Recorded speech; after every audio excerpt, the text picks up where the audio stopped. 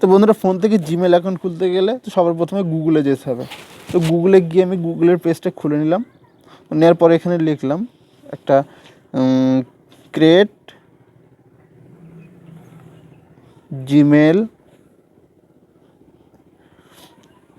Account.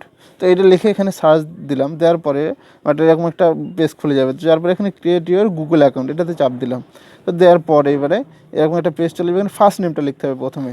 তো আমার নাম শারাফাত হোসেন, তো প্রথমে লিখলাম শারাফাত। তো তারপরে লিখলাম হোসেন, যেহেতু হোসেন শারাফাত হোসেন, তো এখানে লিখে দিলাম হোসেন। তো দেওয়ার পরে এবার ইউজার নেম দিতে হবে। এটা আমার ইউজার নেম, এইটাই আমার গুগলের যে আইডিটা হবে, ইউজার নেম হচ্ছে এইটা। তো শারাফাত হোসেন 151 দিয়ে দিলাম। তো দেওয়ার পরে বন্ধুরা এখানে একটা পাসওয়ার্ড দিতে হবে। এই পাসওয়ার্ডটা আমার গুগল অ্যাকাউন্টটাকে অ্যাক্সেস করতে গেলে ওই পাসওয়ার্ডটা লাগবে। তো এই পাসওয়ার্ডটা আমাকে মনে রাখতে হবে এবং এই পাসওয়ার্ডটা শক্তপোক্ত পাসওয়ার্ড দিতে হবে। কারণ সোজা পাসওয়ার্ড দিলে নেবে না, ABC 1 2 3 4 XY এরকম জাতীয় কিছু পাসওয়ার্ড দিতে হবে। তো দেওয়ার পরে আমি আবার এটাকে কনফার্ম করতে হবে, অর্থাৎ এখানে ওই পাসওয়ার্ডটাই দিতে হবে। তো দেওয়ার পরে আমি ওটাই দিয়ে দিলাম।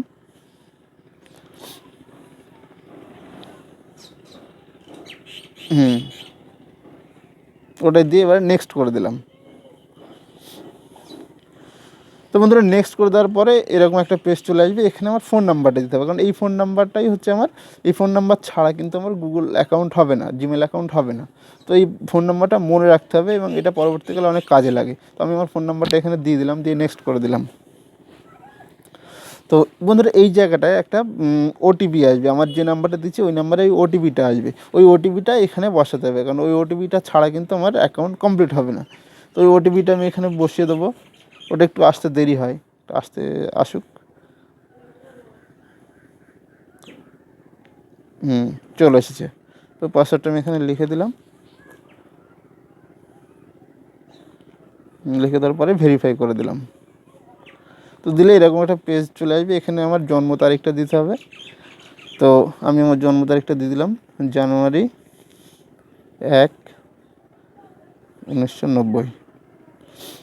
তো এটা দেওয়ার পরে এবারে আমার জেন্ডারটা সিলেক্ট করে দিতে হবে, সেটা করে দিলাম। দেওয়ার পরে নেক্সট করে দিলাম।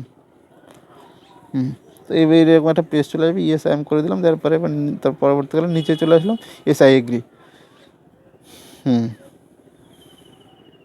একটু সময় নেয়, ব্যাস হয়ে গেল। এই আমার অ্যাকাউন্টটা বন্ধুরা হয়ে গেল। তো আমার ওটাই হচ্ছে ইউজার আইডি, ওটাই পাসওয়ার্ড। তো বন্ধুরা আজকে ছিল এই আয়োজন সংক্ষেপে।